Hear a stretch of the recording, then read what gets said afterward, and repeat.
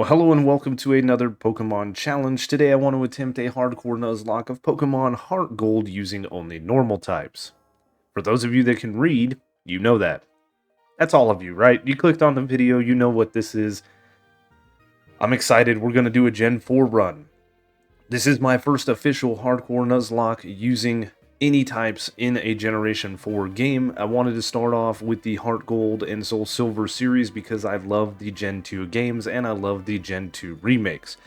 Like many people, Gen 2 holds a very special place in my heart. A lot of people feel a lot of nostalgia, but these games came out at a time when things in my life were not great, and this was a nice escape from that day to day, and they're just forever going to be a part of me and a part of that life.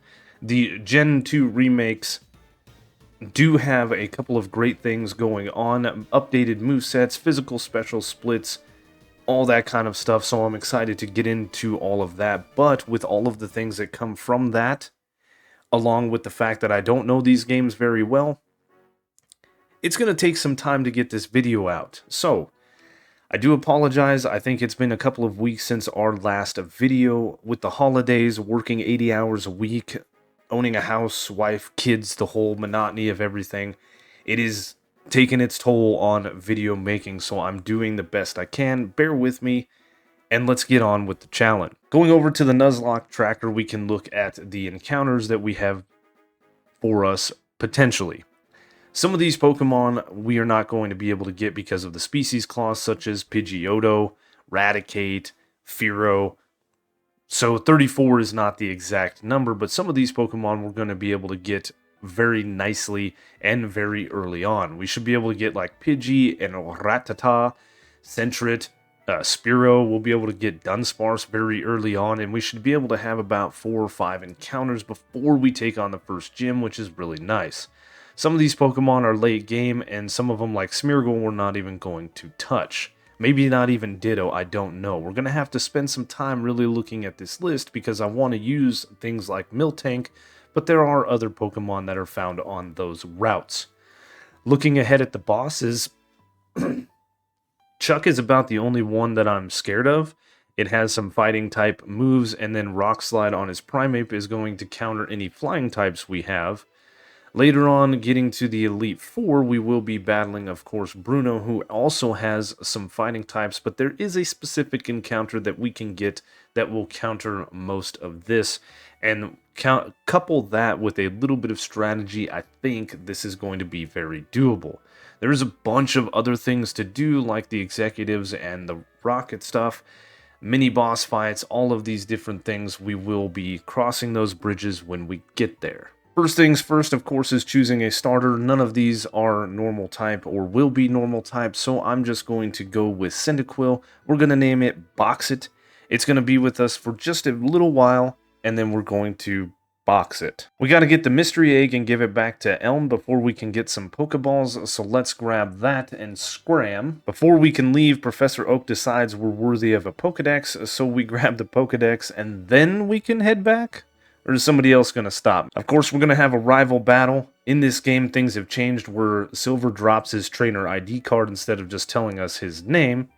So now we know that. We're not going to show too many of the battles with Silver because he's not that great of a rival. Getting back to the lab, the cops want to implicate us for the burglary that happened and the stolen Pokemon, but just then Lyra comes in and says I had nothing to do with it, but I know who did it. And you need to hush, little girl, because I don't believe in snitches. Snitches get stitches, you know what I'm saying? Little left, little right. Me to shut up. But of course, to save face, I'm gonna snitch. I don't agree with this even a little bit, Brendan. Just watch your back, you know? Silver is the child of one of the biggest criminal organizations in Kanto. Before stepping out on any adventure, make sure you have your mom save money. She can get you some really nice items and some held items, potentially early on, but throughout your adventure.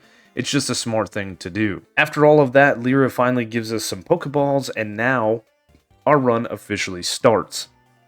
Let's find us some encounters. Before getting to Cherry Grove, we have 3 encounters. We have a Spearow named Wake Up with a Calm, plus special defense minus attack nature. That's not great for a future Fearow. We have a Pidgey named Drive. It has a modest plus special attack minus attack nature. Again, not great for a future Pidgeot.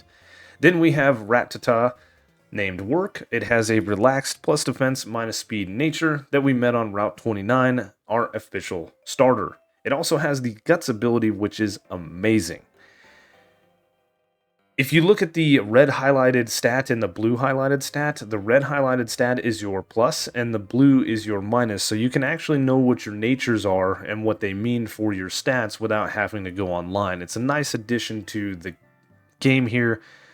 We have a couple other abilities. Keen Eye and Tangled Feet don't really mean much for our Pokemon, but 3 encounters is super nice. So I got a comment a couple of episodes back, and it says, I love what you're doing. You're doing great videos, but some things I might add. Now, I'm not calling this person out.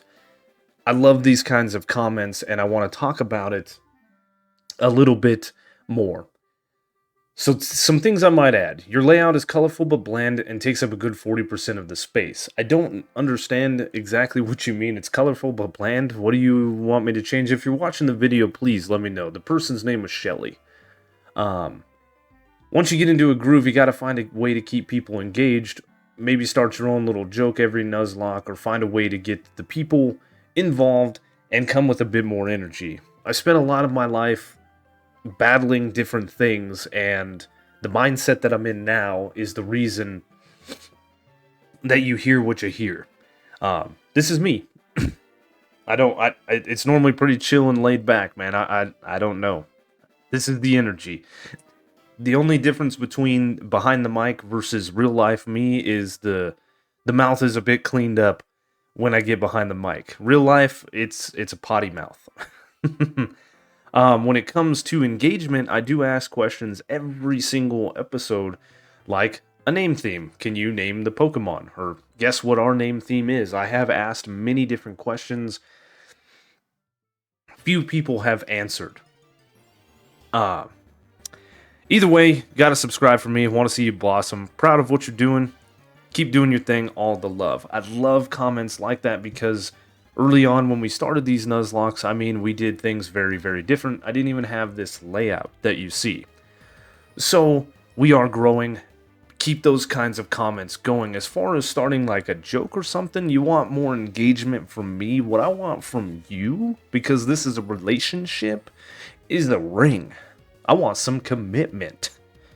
Where's my ring? Huh? Until you put a ring on it, I ain't gonna show you any more engagement. I don't know what else you want from me. I do this, I do that. These Nuzlocks, man, I got a house, I got a wife, I got kids, I work. Man, I'm doing everything. So if you want more engagement from me, I need a ring. And you can give me that ring by hitting the subscribe button. If you like it, then you should have put a ring on it. I'm not going to sing for you. I can't get copyright claims because we don't monetize the videos, or they're not monetized. So, yeah, we can get away with some things for now. All right, let's get back to the challenge. No more of this. Before getting to the first gym, we have a couple more encounters. We have Dunsparce named Breakfast with a mild plus special attack, minus defense nature, and it has the Serene Grace ability. If it didn't have that, I would have reset the run, I'm telling you. We waited until nighttime on Route 31. We caught Laundry the Hoot Hoot with an impish plus defense, minus special attack nature. That's not great for a future Noctowl. Now, I did want to take a second and talk just a little bit about Dunsparce. Dunsparce is a normal type, single stage evolution Pokemon until Scarlet and Violet. They did give our boy Dunce a new evolution, Dunsparce. I don't know its name. I just know Game Freak got the last laugh because it's not a real thing. It's just a bigger Dunsparce. The shiny isn't even different. It's still the pink and blue. Anyway, I'm not salty or anything about that. Dunsparce does lead the charge of my favorite Pokemon next to Crobat. When I first when I first played Silver and got to Dark Cave, Dunsparce was my first encounter. It actually took 45 minutes to find this one in this game. It has a 1% encounter rate in Dark Cave. It has a 40% encounter rate during a swarm, and I don't know anything about swarms, and they say on the internet that it's an 80% chance when using Rock Smash. We get access to Rock Smash after beating Faulkner, but I didn't want to wait for this encounter. In the original games, it's a 4% encounter rate, so the fact that I found it first go, my first time through, is a bit odd, but Dunsparce does have a pretty deep move pool. It can learn a lot of different moves, and as the generations progressed, its move pool got deeper and deeper. It is outclassed by Pokemon like Miltank, Tauros, sure, but you can make this thing a special attacker, you can make it a physical attacker, it can do a lot of different things, and I love the Pokemon so much. It was on my team for a very long time, my first playthrough. So we're going to use it. I can't wait. I'm excited to use it. The abilities it has is Runaway and Serene Grace. So had I got Runaway, we would have reset, but Serene Grace doubles the likelihood of secondary effects of moves. For example, Ice Beam has a 10% chance to freeze, and Serene Grace doubles that, giving it a 20% chance to freeze, so you'll more likely see moves like Flamethrower Burn or Thunderbolt Paralyze, which it can learn all of those moves. So we're going to be spending some time playing Voltorb Flip later on in this run. I'm not excited about that, but I am excited to use this. I bet you guys are tired of hearing me talking. I did get a comment that said I should talk less, play more. So let's get moving. So in the remakes, Faulkner has a different move that it likes to use. Instead of Mud Slap, it likes to go for Roost. So the strategy is we're leading with Breakfast against his Pidgey, and we're going to go for Yawn. After we go for Yawn, we are going to swap out to Wake Up and start using some Leers. Once we get it low enough, we should be able to hopefully one-shot it, and we won't have to worry about Roost. We get off 3 Leers, and then we go for Peck, which does one-shot the Pidgey. Very nice. I think we're going to have to go for 5 or 6 Leers to get the Pidgeotto one-shotted, but maybe we can use 3 Leers and a couple other minor attacks, and then take it out. So we do get off 3 Leers, and at that point, Wake Up is low on health, so I swap into Breakfast to go for a Yawn to put this thing to sleep. We do get hit with a Gust and a Tackle. We get off a Rage, and we swap into Work. Work comes out and hits a Quick Attack to a Sliver. Oh! And of course, at that time, Pidgeotto wakes up and uses Roost before we can get off another attack because I'm going for Tail Whips. We get off a couple of Tail Whips as Pidgeotto heals up to full health. We hit it with a Quick Attack, and a single Quick Attack takes it out. Nice. It's a good strategy, and we prevailed without any deaths. Nice. The next battle I'm going to attempt is the rival battle in Azalea Town. I do lead with Work against his Ghastly because I know Bite. We one-shot the Ghastly. The reason I'm showing this battle is because I accidentally went to this one. I didn't mean to do this. Out comes Croconaw, and I go for Hyper Fang. It does a third, and we get hit with a Scary Face. I decide to go ahead and swap into Breakfast because I'm hoping something else will happen. It goes for Scary Face again. We go for Yawn to try to put it to sleep. We swap into Wake Up, who gets hit with the Scary Face. This thing is literally just trying to lower everybody's speed. Croconaw then does go to sleep, so we use some Leers. I forgot how defensively bulky this Totodile line is. We go for a second Leer, and of course, Croconaw wakes up, bites us, and flinches us. We're down to 8 HP, so we need to swap. Out comes Work, and we use a Hyper Fang to hit it to a sliver of health once again, and we get hit with a Scary Face. So our speed is lowered. Despite that, we managed to get off a priority Quick Attack and kill the Croconaw. Oh my goodness, we almost had a death and some serious trouble. We were definitely under-leveled, and yeah. Out comes Zubat. I'm not really worried about Zubat. It gets a little bit annoying and lowers our health too much, so I swap into Breakfast on a Bite. It does get off a Supersonic. That's why I said it's a little annoying. We hurt ourselves a bunch of times, and we get off a Rage. that doesn't do much damage. We break through Confusion to get off another Rage, and we're just getting too low on health, so I need to send out Drive the Pidgey to finish off the battle.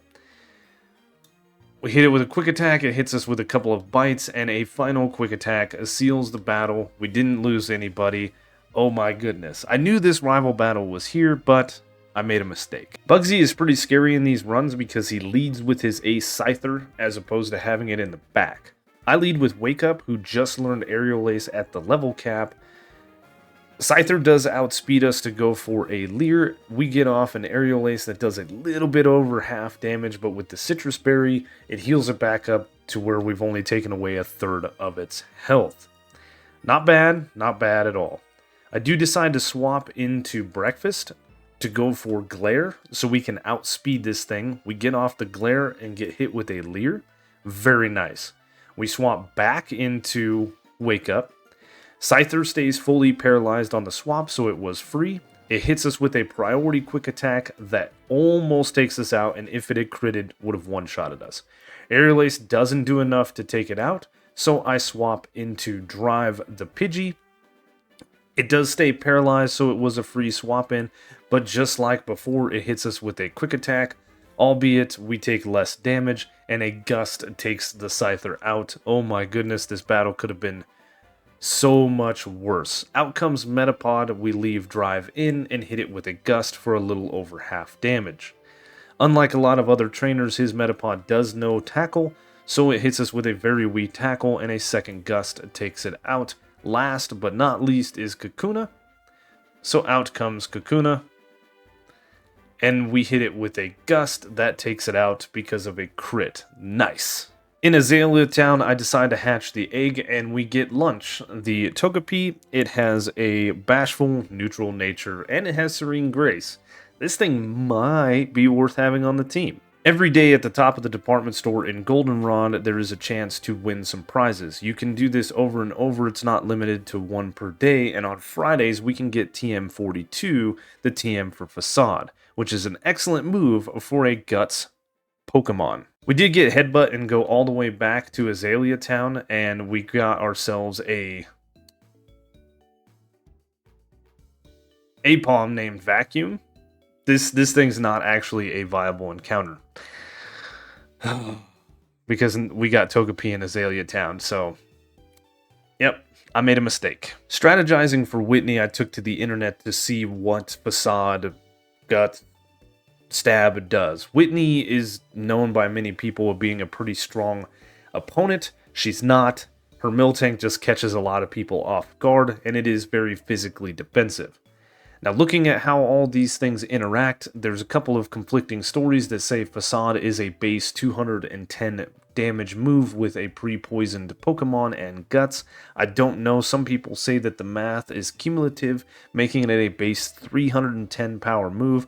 Either way, this thing is super strong, and you guys are going to have to let me know what you think. We're going to be using this, and hopefully can two-shot the Miltank. We definitely won't one-shot it. We of course lead with Breakfast because we have a strategy and we can't just lead with our Rattata. Up against her Metronome and Clefairy, I'm not too worried. RNGesus be with us.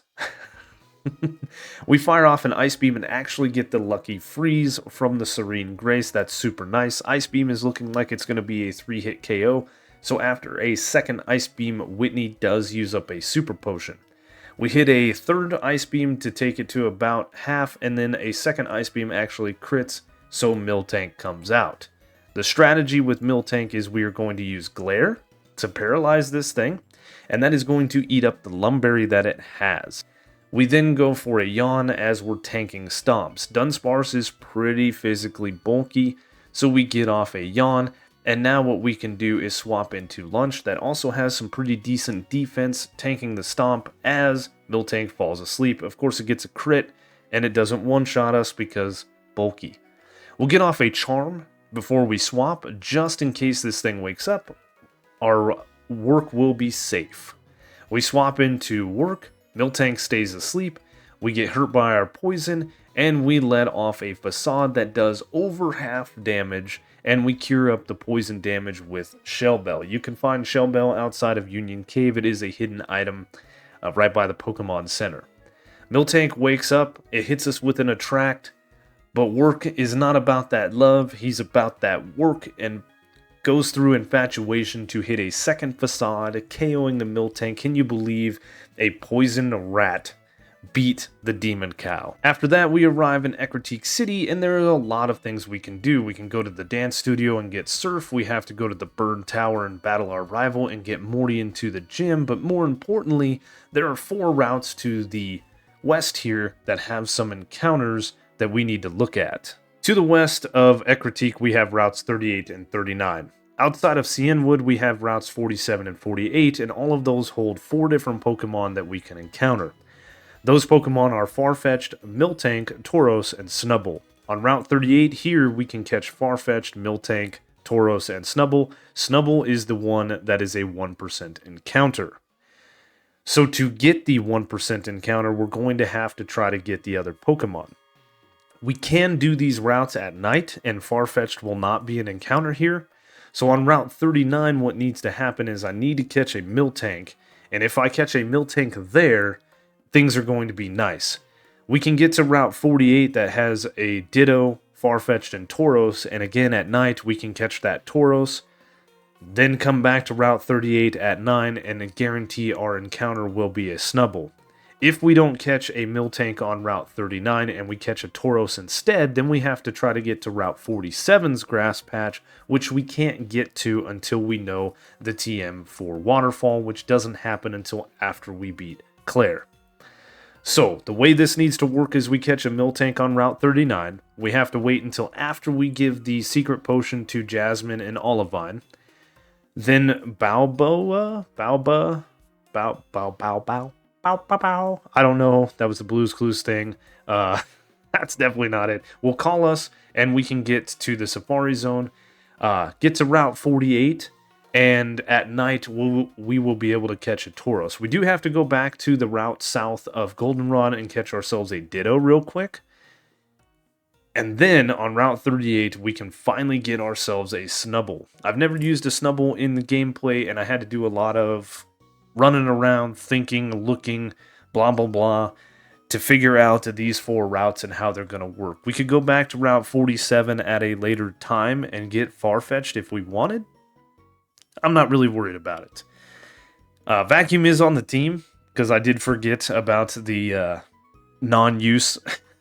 We will box that thing shortly and not worry about it. I did head to the route south of Ecruteak, Route 37, and catch Dust the Stantler. It has a Brave plus attack minus speed nature. Minus speed is never great in a Nuzlocke, but it does have the Intimidate ability, so maybe this thing will be a viable encounter. I doubt it.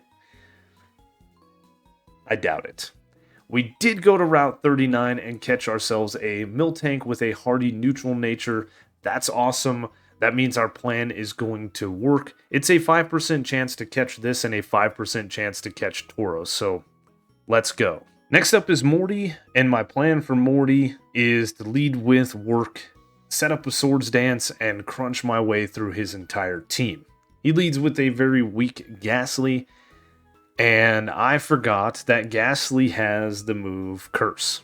I looked at all these different movesets, planning things, and of course I go for a Swords Dance. Ghastly goes for Curse. The next thing that Ghastly's going to go for is Mean Look, so I swap into Sweep immediately because Curse does a quarter health every turn. Out comes Sweep, and Ghastly hits Mean Look as I thought it would. I set up a Defense Curl on a Spite because it can't do anything else. As long as we don't attack, Sucker Punch won't hurt us. And we start setting up rollouts, and we take out the Ghastly with rollout, we take the Haunter out with rollouts, we take its Gengar out with our 4th rollout, and his final Haunter goes down to the 5th and final rollout. We can get our hands on a zoom lens, making rollout that much more effective, but I don't realize that until much later in the game. So now that we've beaten Morty, we have 4 gym badges, and I finally put that up on the right hand side here. But there is still a lot of game left. We have 4 more gyms to complete, but we also have all of the rocket stuff, the rocket hideout, the radio tower, underneath the department store, the radio tower ×2. There's a lot of stuff to do. When I recorded this clip, I forgot about all the in-game stuff that we have to do, like the Kimono Girls and Ho-Oh. That's all required stuff in these playthroughs, so we have a lot to do. Let's get to Cienwood, though, because we can get our hands on Fly, making our travel a lot more viable, and we can beat Chuck, get the secret potion to Jasmine, and then we will finally be able to get the rest of our encounters and maybe use Pokemon like Snubbull. Our team is coming together very well. You can see on the bottom there we do have a secondary milk tank to use Surf. I will be catching the Gyarados in the Lake of Rage because it is a great HM Pokemon. What a good use for a shiny. But yeah, let's get to the gym. I did decide to backtrack all the way to Route 43 outside of the Lake of Rage and catch a dinner here that has a bold plus defense minus attack nature. That's fine. This thing is going to be our counter to Chuck. It doesn't take super effective damage from anything because his Primeape has Rock Slide. The strategy going into Chuck is pretty simple. We're going to use Dinner and hope for the best. He leads off with a Primeape, we lead with Dinner. We do know Psybeam at this point, so it's a little bit better than Confusion, and we do some serious damage to the Primeape, one-shotting it with a little bit of a high roll. I know that Psybeam doesn't always KO the Primeape. I did a little bit of calculations for this battle. Out comes Poliwrath, and we should be able to KO this thing in 3 hits because of a held Citrus Berry. Fire off a Psybeam, and we crit. Dinner's having none of it. That's nice. We just one-shot the Poliwrath. Okay, that was an easy Chuck battle. And after all of that, we can head back to the lighthouse and heal up Amphi. Best part of the whole game, doing good for the world of Pokemon. We're not going to battle Jasmine after this. We're actually going to head to battle Price. So, a lot of travel left. But after healing Amphi, we can get our plan in the works. We head back to Route 34 and catch Trash the Ditto. It has a mild plus special attack minus defense nature. I'm not going to use this thing. It has Limber. Cool. Don't really care about you, Ditto. I'm sorry.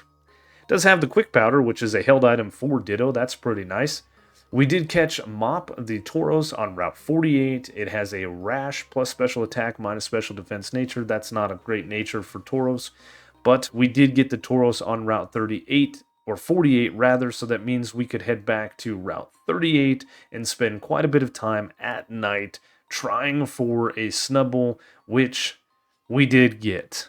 It has a Gentle plus special defense minus defense nature. I've never used one of these, so that's nice. And it does have the Intimidate ability, which is going to come in handy. Very, very nice encounters. I love it when we can use more than just, 5 Pokemon in a run. I love the Rock-type run, but it did suck for encounters. My favorite part of these games is watching Lance commit crime. He has 2 underleveled Dragonites and then uses Hyper Beam against that poor man right there. Not killing him, but he probably wishes he was unalived. Yeah, jeez. So I'm going to take on Price next before Jasmine because his level cap is 34 and hers is level 35. So the idea is simple. We're going to set up a Defense Curl rollout strategy against his Pokemon. Rollout is super effective against Piloswine and Dugong. It's not super effective against Seal, but we should be able to get a good sweep going. Now, I should have gone and gotten the Zoom Lens from the Game Corner playing Voltorb sweep, but I didn't. Our first rollout hits, and we're just getting hit with Icy Winds, lowering our speed. We do get hit with a crit. A second rollout puts this thing into very low health, so Seal uses Rest, and rollout misses. Seal has Snore, so it can do some damage to us. We try for a rollout again, and it misses again. I should have gone and gotten the Zoom Lens. Rollout does hit on my third attempt. It uses Snore, but it fails because it woke up. Now it's going back for Icy Wind strats. We hit another rollout to a Sliver, and Price uses a Hyper Potion. This is getting to be a very annoying battle against a Seal, but a third rollout does take it out. My goodness. Out comes Piloswine, who sets up the hail, so we're going to take some chip damage, but a 4th rollout connects and one-shots the Piloswine. Very nice. Last but not least is Dugong, who hits us with an Aurora Beam because it outspeeds us, and our rollout misses.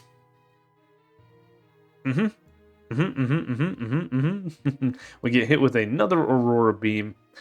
I'm setting up rollouts nonetheless. This is a very dangerous play here, but I'm stubborn and mad right now. We're getting hit with hail. We're getting hit with Aurora Beams. And we get taken to very low health. I definitely should not have locked myself in, but at 12 HP, a second rollout does get a nice roll to kill the Dugong, winning us the battle. I did do some strategizing between the price battle and coming back to Olivine here. I decided to go back and play some Voltorb Flip and get to the TM for Flamethrower for breakfast. We're going to lead with breakfast, and I believe we can one-shot the Magnemites, so we won't get hit with Thunder Wave, and this should be a relatively easy thing. I think we can two-shot the Steelix. We'll see what happens. I went back and forth with being able to teach different Pokemon different moves. We could teach a Pokemon Dig, we could do some setup strats with Work. I just wanted to do something else. Luckily for us, we do one-shot the Magnemites, so that makes getting to Steelix very easy and very nice. Steelix, I don't believe is super fast. I know Onix is pretty speedy, but we do outspeed it and hit it with a Flamethrower. Let's see how much damage this does. And it just one-shots the Steelix. Nice. Nice. Very easy Jasmine battle. That's good because Price was a pain. The next thing we're going to do is infiltrate Team Rocket, and we have Eradicate behind us. I mean, this is picture perfect. And I really wish we could stay in this getup for the remainder of the game because it does look cool. Of course, we run over here to talk to this guy who's going to let us through, but Silver has to come and blow our cover. So now we got to fight our way through the radio tower. We get through all of the Team Rocket stuff unscathed, and we make it all the way to Claire. I kind of cut all that out because this video is getting long.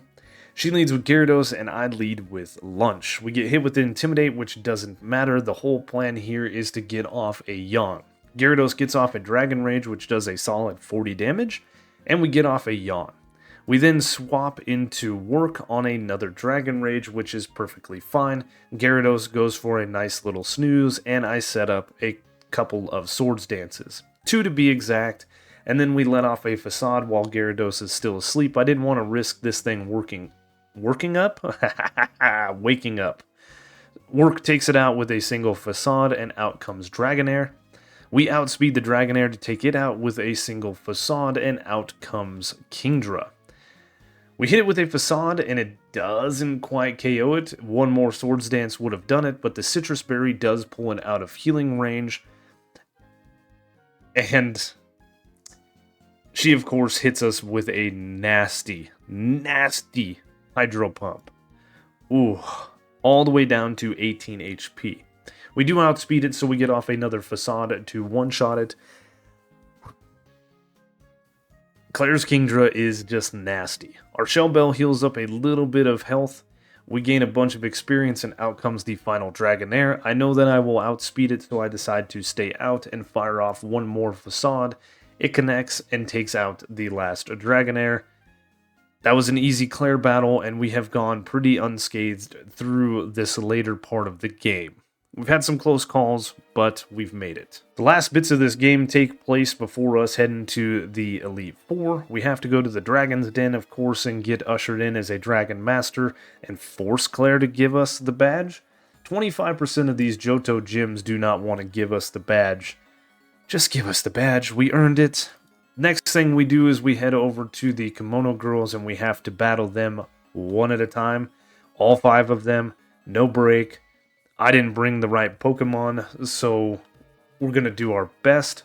Luckily, we do go unscathed, and we climb all the way to the top of the Tin Tower with a little bit better selection of Pokemon, and the clear bell goes off with their little dance and summons Ho-Oh.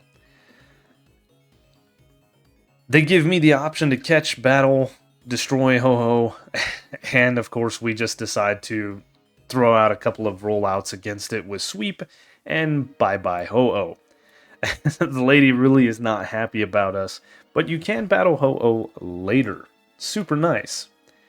We then have to make our way through Victory Road, which is pretty well empty. There are a couple of items we can find in here, like the TM for Earthquake, and we do have a rival battle at the end, which I'm not going to show because silver is kind of a joke. After all of that, we finally make our way to the Pokemon League. Here we can now get the rest of the EVs that we need, any more TMs, train up the last little bit of our Pokemon, decide on a team, do some strategizing, and beat the Elite Four and Champion. Our team before the Elite Four is going to be Work the Raticate. It is holding the Shell Bell item. It has a moveset of Facade, U-Turn, Swords Dance, and Crunch. We have Sleep, the Grand Bowl holding the Nevermelt Ice with Earthquake, Charm, Thunderfang, and Ice Fang. We have Sweep, the Miltank with Defense Curl, Body Slam, Milk Drink, and Rollout. I'm going to go ahead and take Dinner, the Girafarig, with us. It has Psychic, Odor Sleuth, Stomp, and Agility. Unfortunately, not a good moveset, but we do have the Metronome item. We're going to bring our OG Breakfast. With the choice specs, it has Flamethrower, Roost, Thunderbolt, and Ice Beam. And Lunch, the Togetic with the Quick Claw, Encore, Shadow Ball, Extrasensory, and Yawn. The strategy for Will is pretty simple. We're going to lead with Lunch, we're going to put his Xatu asleep, and then we're going to swap into Work, set up some Sword Dances, and crunch our way through the entire team. The plan starts off pretty good with Lunch going for Yawn, making Xatu drowsy. It does fall asleep, and we swap in Work, who gets off 2 Swords Dances, and the Xatu wakes up, hitting us with a Confuse Ray. I do then decide to go for Crunch, because we've already spent all of this time. We break through Confusion to one-shot the Xatu. Out comes Jinx, and we actually hurt ourselves in Confusion. She tries to put us to sleep with Lovely Kiss, but that doesn't matter. I decide to stay in and just go for Crunch. This was a huge risk. And we do break through Confusion to one-shot the Jinx.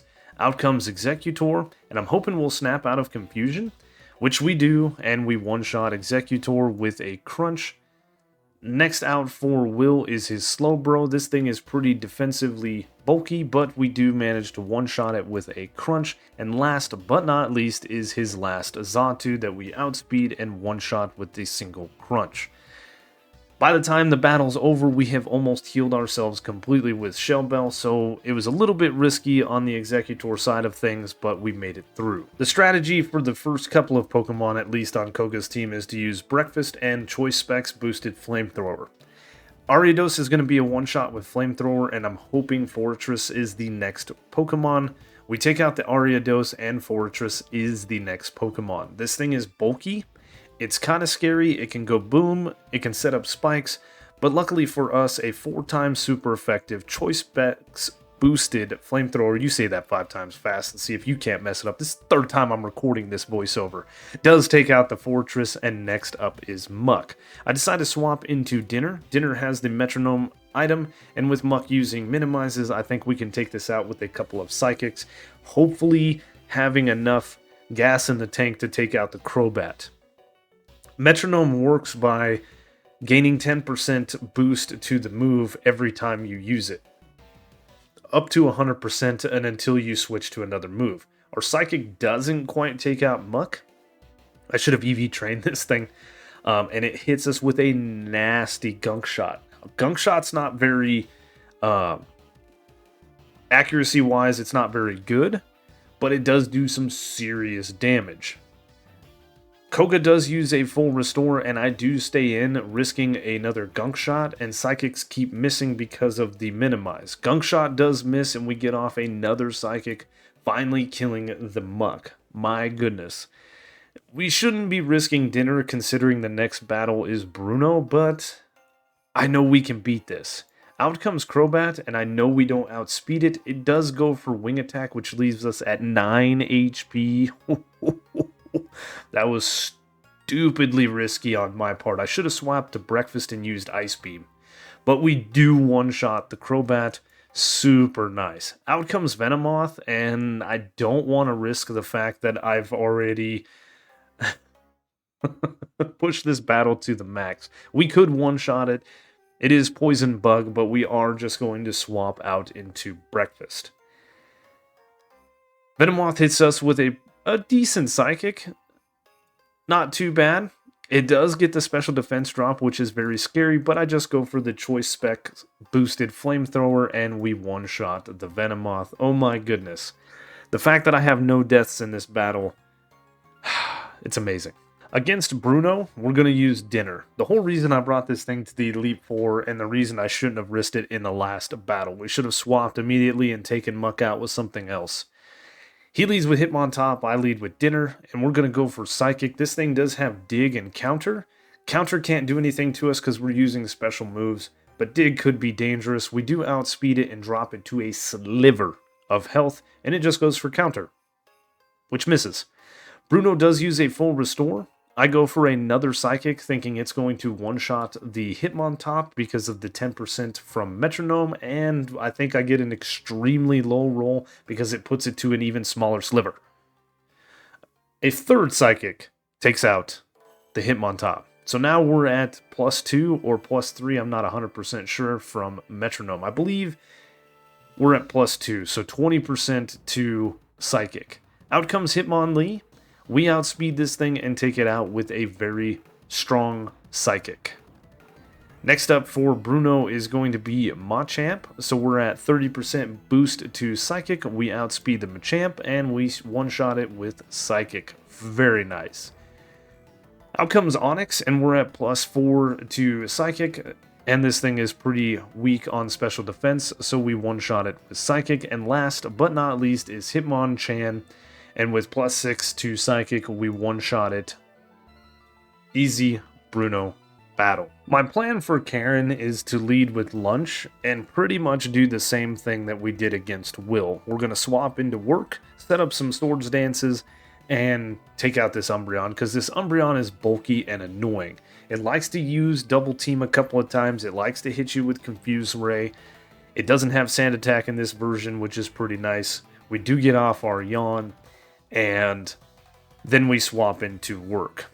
Once again, it goes for another double team, and we start setting up Swords Dances. I do manage to get 3 Swords Dances off while Umbreon is asleep. It does wake up and go for another double team, which is pretty crazy, and Work doesn't care. He breaks through +3 evasion and one-shots the Umbreon with a single Facade. Out next is Gengar. You would think that would be a weird swap for Karen, but Gengar knows Focus Punch, Focus Blast, Focus Miss, and it misses. And so we one-shot it with a +6 boosted Crunch, and then the rest of her team goes down to Facades. A lot of her Pokemon outspeed, like Houndoom, who gets off a nasty Plot, but it does go down to a single Facade. Out comes Murkrow, it goes down to a single Facade. And last but not least is Vileplume, who we outspeed and take out with a single Facade. Fairly easy Elite Four, all things considering. Last but not least, of course, is Lance the Dragon Master. Now, the strategy here is I'm leading with Breakfast to Thunderbolt this Gyarados to Oblivion. I don't think I can take it out with Sleep because of the Intimidate drop. The Intimidate drop doesn't matter for Thunderbolt. We do get hit with a very nasty Waterfall, and we one-shot the Gyarados. Out comes his lead Dragonite, the bulkiest one that knows Outrage, and I swap into Lunch, who gets hit with a very, very strong Outrage down to 8 HP. I have a choice to make. I need to put this thing to sleep. I have the Quick Claw. I'm hoping that it all works out. We're going to get off a Yawn. Oh my god, the Quick Claw actually procs, and we Yawn the Dragonite. If we hadn't got that off, things would have been very different. This battle would be very, very hard. But we let Dragonite KO Lunch, and it gets confused due to fatigue. I'm going to swap in a Sweep here, And we're going to set up a defense curl rollout strategy. Now, luckily for us, Dragonite does hit itself in confusion before falling asleep. We get off our single defense curl and we start setting up rollouts. The first one does a fair bit of damage, and the second one doesn't quite KO it, and the citrus berry activates. Dang it, I was hoping that we would KO it. However, Dragonite stays asleep, and a third rollout KOs the Dragonite. We do have the zoom lens equipped now, so we're going to be able to get off all of our rollouts, I believe. Out comes the first of the illegal Dragonites, and a 4+4 rollout takes it out.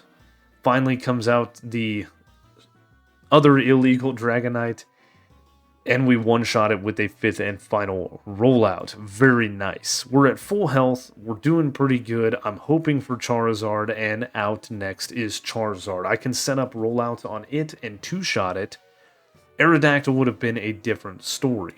It does get off a pretty strong Air Slash, and our second rollout KOs the Charizard, leaving just Lance's Aerodactyl. Aerodactyl uses Rock Slide and gets a flinch. We're at 59 HP. It misses a Rock Slide, and I use Milk Drink, bringing us almost all the way to full health. Miltank, you beast. We get hit with another Rock Slide, and we start setting up rollouts. I don't know what else I could do. I could swap into Breakfast and probably use an Ice Beam. We get a critical hit on the first rollout, but it doesn't KO. Lance goes for a full restore, and a second rollout takes it into red health. Lance full restores again, and a third rollout KOs the Aerodactyl, winning us the battle, winning us the run. Unfortunately, we did lose a friend, but we made it. Lunch's sacrifice did not go in vain. It allowed us to come to this part of the run where we have beaten the Elite Four and beaten Johto. Now, I know in these Gen 2 games we have all of Kanto that we could go through and we could progress, but this video is getting very long and we have taken a very long time to get this far. So I'd rather get this thing edited and get it up to you guys and start our next run. Looking at our teammates as they come into the fold here, Breakfast the Dunsparce was found very early on, and it has been an invaluable member of the team. Granbull's done pretty good. I didn't really use it in a lot of major battles, but behind the scenes it was pretty strong. Miltank, we should know, is a beast of a Pokemon. When I caught this thing, I knew it was going to be a permanent member of the team. Lunch made the ultimate sacrifice so that the team could win. It has been a great member of the team. You will be missed, Lunch. Dinner, surprisingly, a Pokemon I've never really used, came in clutch in many of battles and has done very well for the team. And of course, our starter, Work, putting in the work, winning us a couple of key battles here in the Elite Four, has just been a great, great Pokemon. Raticate really gets better as the generations grow. There is our team. We have won Johto. Oh, man. The theme of the Pokemon, if you haven't guessed, is normal everyday things that you do. You know, you go to sleep, you go to work, you eat breakfast, you eat lunch, you eat dinner, you sweep, you mop, you do chores, things like that. That's the name theme I came up with. I thought it would be funny. Anyway, I hope you guys enjoyed this run. I had a lot of fun doing this, and I am looking so much forward to playing another Gen 4 run. I was hoping to get something like a Flame Orb for Raticate, but unfortunately you don't get it until after this point in the game. But there's a lot of cool held items and things that we can do, and I'm going to think about what I want to do next. The next run is going to be in Fire Red. I had a suggestion that somebody wanted to see, and I'm very excited. I've already done a bunch of research, and I'm ready to get that run going. So stay tuned to the channel. Hopefully we won't have another 2-week lull. If we do, I apologize. The holidays are always crazy. If you guys enjoyed the video, you know the routine. Like, comment, subscribe, all that jazz. Thanks so much for watching, and I will see you on the next one.